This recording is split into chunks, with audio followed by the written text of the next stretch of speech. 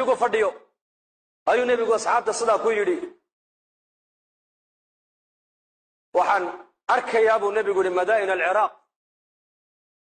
ciidankii muslimiinta oo madaa'in alciraaq furtay oo gabadha shimaa bintu buqayla la yidhaah ee boqorka la dhalatay oo masar madow madaxa ku wadata oo baqasheedii fuushan iyo gabdhihii u khidmaynaya in hareeraha ka socdaan ayaa ciidanka muslimiinta gacantooda soo gasoon arkayaa buu rasuulku yidhi qurayn binu fatik saxaabiga la odhan jiray ayaa sare kacoo yidhi nebi allow ciidankaa maalintaa furanaya madaa'in alciraaq haddaan ka mid noqdo gabadha ay iga hor timaado gabadha aniga hallaysiiye inta goore goortaa imikada buu yidhi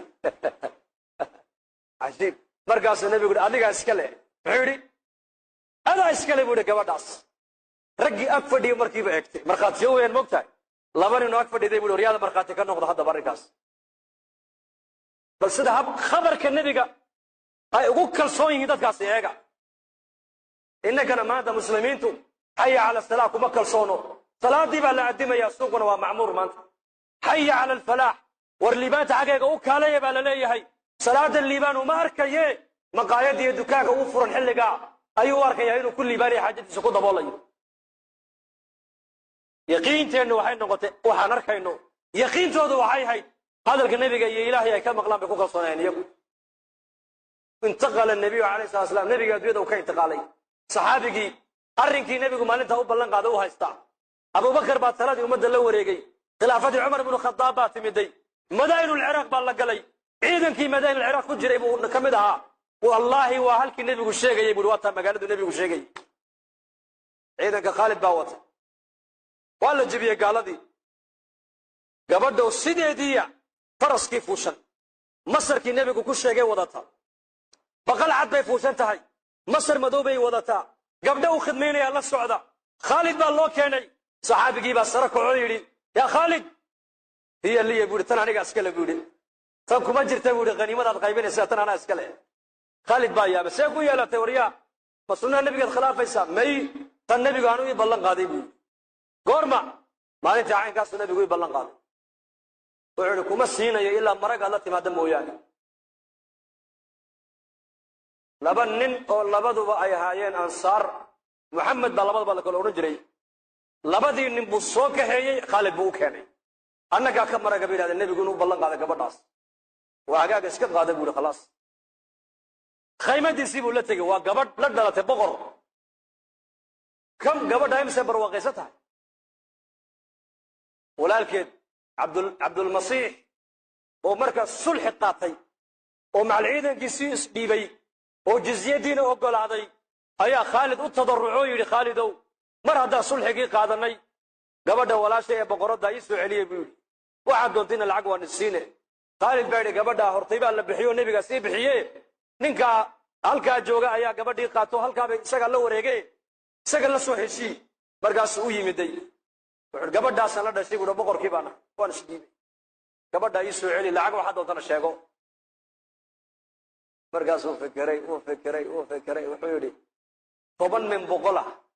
10 imsa waa imsa 10 de kun shilin de 10 min 100 keen buu yidhi lacaga uu yaabay ninkii 10 markaas naam 10 uu yaabay ma 10 min 100 haa 10 min 100 gabadha markaa baa ku siin markiiba uu soo saaray lacagtii buu siiyey gabadhii iyo waxay wadatoo dhan uu ku wareejiyey saxaabadii baa ninkii u timid oo la yidhi lacag intee leeg baad ku furatay gabadha dee 10 min 100 ma 10 min 100 ha waa kun weeyaane xisaabintaa ka badan inay jirto ma baaqaani buuhi anigu xisaabta adduunyada may oqoonin laakiin sida ilaahay wax looga qaatay iyo ku yaqaaneen innaguna maxaa naqaanaa maanta keenna miyiga jooga kalkilateer buu ku sitaa jeebadda ka miyiga jooga xoolaha leh neefkaa 70 buu marayaa 35 waa gaadhiga kiradiisii maxay waa ka miyiga jooga yaqaan ka miyiga jooga yaqaan xisaabta keenna magaalada joogana maxaad u malayn asxaabta rasuulkana xisaab may oqoonin laakiin maxay yaqaaneen iyaku sida ilaahay loo baryo yaqaaneen sida ilaahay loo raalli geliyo yaqaaneen sida ilaahay loogu dhawaado bay yaqaaneen asbaabta ilaahay u dhawaynaysa bay yaqaaneen asbaabta ilaahay ka fogeynaysa bay yaqaaneen waxa ilaahay raalli ku noqonayay bay yaqaaneen meesha ilaahay raalli ka yahay bay marayeen hadday gacmaha cirka u taagaan ducadooda lama soo celinin iyaga taadarteed muhiimaddu waxa weeyaan adduunyadan ilaahay baa na keenay ujeedada laynoo keenay waa inaan adduunyada ka qaadanaa diin dhammaystiran waa inaan garannaa ilaahay maanta inteenu jirnaa nin walba lacag intuu haysto uu garanayaa maanta laakiin inta ilaahay uu u jiro ma qiyaasi karayna maanta saxaabada rasuulku way yaqaaneen wallaahi way yaqaaneen way yaqaaneen sacd ibn abi waqaas baa soo galay basra dad meel ku urursan buu arko meel taagan oo nin dhegaysanaya markaa buu sacad ku yidhi maxaad ninka u dhegaysanaysaan muxuu sheegayaa waxaa la yidhi abubakar iyo cumar buu caayaya abubakar iyo cumar buu caayo dhegaysanaysaan ha de markaasa loo baneeyey sacd waryaa buu yidhi maada abubakar iyo cumar caayi kara ha waan caayi waxaabay sameeyeen wax ka daldan zindiiq buu qaa war dadkaas ilaahay baa raalli ka noqday camalkoogina way la tegeene ka daa dadka cayda ka dhaaf buu iska daa ka daa cayda war waan caayi oo dhibaatay noo geysteen oo caynkaasoo markaasuu war cayda waad ka dayn oo waad ka dayn buu yidhi wa ilaa wallaahi haddii kale waan ku habaari buu ka yidhi habaarkayguna dhulka uma dhaca buu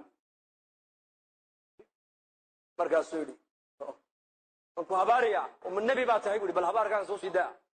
saasuu hadlay sacad bin abi waqaas wuxuu yidhi intuu gacmaha cirka u taagay buu ilaahayow ninka abubakar iyo cumar caayaya inaad abubakar iyo cumar raalli ka noqotayna waan raalli baan ka nahay ilaahayow adaa noo sheegay oo nebigaagii baa noo sheegay oo in janno loo bishaareeyey mubashiriin ahaayeen nebigaagii baan dhegahaygaa kaga maqalle jamaca halkaa jooga intay kala dhaqaaqin ilaahu ninka aayad iga tus buu yidhi